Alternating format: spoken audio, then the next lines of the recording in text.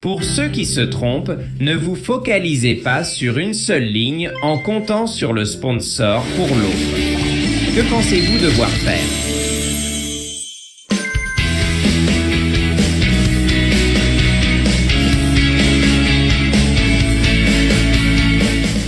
Dans un système binaire, vous devez avoir deux lignes.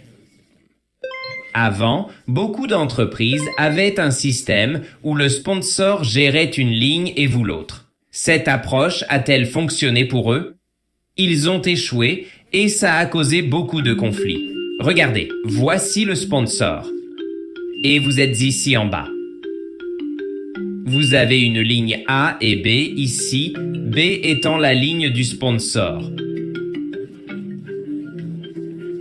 On s'attendrait à ce que le sponsor ajoute constamment des membres à cette ligne. De plus, le parrain du sponsor y contribuera aussi, la faisant grandir. Vous pourriez penser n'avoir à gérer qu'une seule ligne vous-même.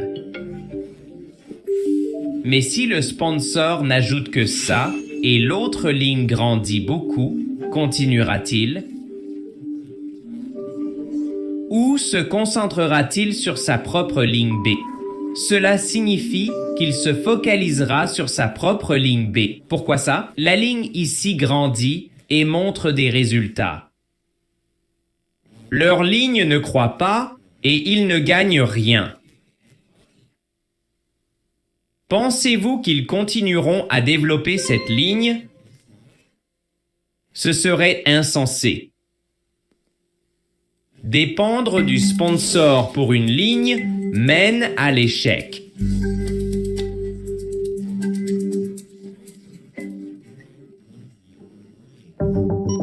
Une entreprise a même imposé cette approche.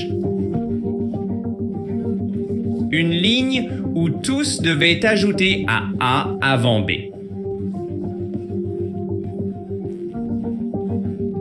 Ajouter à A avant un deuxième à B.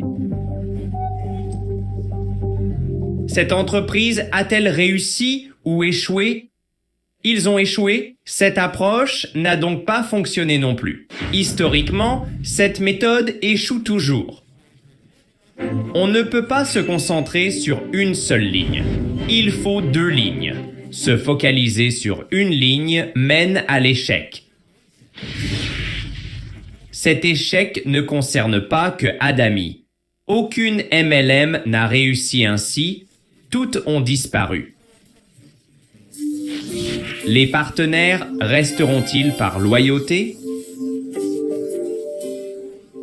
Ou deviendront consommateurs ou partiront? Ils partiront quand les ventes auront lieu. Si deux ventes se font, mais qu'une seule personne gagne, les autres finissent par partir. Imaginons deux lignes de 50 membres, chacune générant 300 000 VP de vente.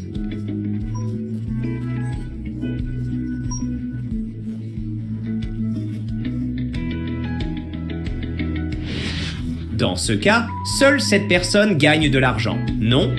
Mais si les ventes sont pareilles ici, ces gens gagneront-ils ou non? Ils gagneront de l'argent. Tout le monde dans l'organisation gagnera de l'argent. Plus de gens sous vous gagnent, plus vos commissions seront élevées, contrairement à une structure où tout va dans une seule ligne.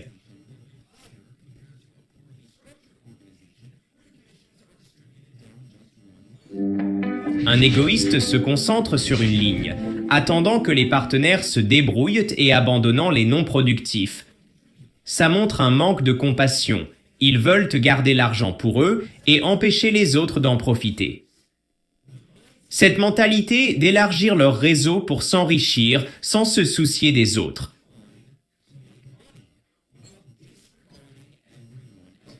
Alors, que devriez-vous faire? Aidez ceux qui rejoignent à gagner, même s'ils peinent seuls, quelle que soit leur capacité.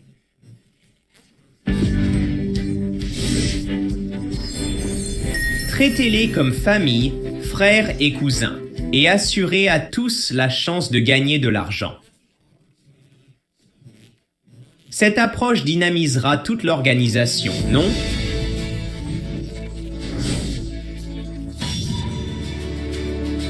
Pour réussir chez Adami, veillez à ce que vos partenaires gagnent et restent engagés.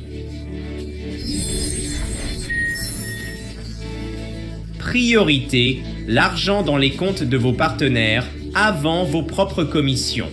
Ça devrait être votre objectif principal. C'est ça la vraie réussite.